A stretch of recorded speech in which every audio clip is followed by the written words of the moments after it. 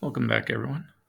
On your Do Now, I wanted you to explain to me a scenario where your Fourth Amendment right might be limited. When would it be okay for the government to search you or your property without having a warrant? Right, under what scenario are you okay with limiting that? I might have said something like if time mattered, right? If a criminal went into a house, they should be able to go get them real fast. What about like during a time of war? What if America was being invaded? People suspected you of, hiding the enemy or, helping the enemy somehow. Should they be allowed to go search that? What about terrorism? What about these scenarios where we're in extreme conditions? What about like a pandemic where someone was sick inside the house and go get them before they spread disease? I don't know. Right? Is there any scenario where that would be okay? Here's a reminder of our rights of the accused, the Fourth Amendment, no illegal search and seizure. Fifth Amendment, your protections when being arrested and how you are charged. Sixth Amendment is protections during your trial. Seventh Amendment's about lawsuits. Today is about no cruel and unusual punishment. And that's going to be our focus for today. What does that mean, no cruel or unusual punishment? How do we make sure we're not doing that as a country? Like how does society decide what's cruel and what's unusual? All right, so today we're talking about what we call the death penalty. Sometimes it's called capital punishment instead of death penalty, but it's when someone is executed for their crimes. The government executes them. All right, this is a huge power the government has to legally kill someone, take away all their rights and life and everything. There's a lot of power. So when is this okay? So death penalty had existed in the United States since it was formed. It was very common back in the day, up until 1972. 1972, the Supreme Court said no. Death penalty is cruel and unusual. It's the cruelest thing you can do is to take someone's life from them. Right? The government shouldn't be doing that. So they ruled you could not take away someone's life as a punishment.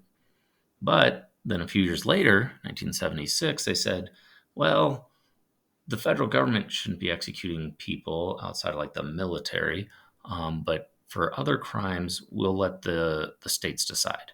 Every state can decide for itself. And currently, there are 32 states where it is legal to execute someone. So there's several states where it's illegal. Now, this is modern day death penalty is a very slow process. It is not, you're found guilty and you're dead the next day.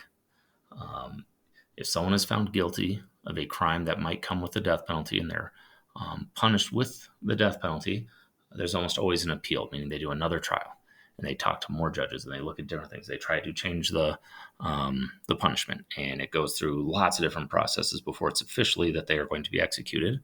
And then you tend to wait years before you actually do it.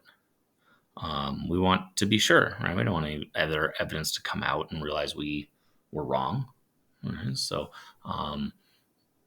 give the person who's going to be executed chance to repent, to apologize, to have a change of heart, and maybe ask forgiveness from the family that they victimized. I don't know. Lots of reasons why it needs to be a long process before the execution actually happens. Lots of different methods. The ones basically used today are lethal injection. Some states still use electrocution if it's optional. Some states still say firing squad and hangings would still be okay. They're almost never used, though. The one that's basically used is the lethal injection. Colorado recently decided to not use the death penalty anymore. We have a few people who are on what we call death row, people who've been sentenced to death but have not yet been executed. They are sort of in this weird limbo where the state of Colorado basically said, we're not going to execute anybody anymore. And they passed sort of laws, but those laws can change. But as of right now, our Governor Polis, said he will not allow an execution because he's the president or the governor. He has the power to pardon people and excuse them of their crimes, or he can commute sentences, make them smaller. Right? So you can take someone who's scheduled to go to death, and he can turn that into a life sentence instead. or he could set them free if he wanted. So Colorado, death penalty will not be happening anytime soon.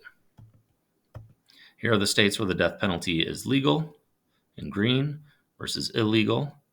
The orange, where it's technically legal, but they've officially have a pause that they will not be doing it anytime soon as they try to make it illegal. This next map shows how many executions there's been in that state since the death penalty came back in 1976. You can see a lot of states, they just didn't execute anybody, even when they were legally allowed to. Some states only did it for a few years and then they made it illegal, so there's very few executions. You can see Colorado, we have one. I believe this was a man who committed multiple murders and then murdered witnesses as well. And that was back in, I think, the 90s when he was actually executed. But then you can see there are some states like Texas who really believe in justice, and they kill criminals of violent crimes very often. 500 executions in 40, 50 years. So different states have different punishments. We'll watch a video on the death penalty. Our goal today is to read and analyze different arguments for and against the death penalty. We're going to practice doing discussions with partners using discussion cards with a focus on our analysis and our challenging counterclaim, just like we did last week with the Second Amendment. And we'll be writing out a level 4 response.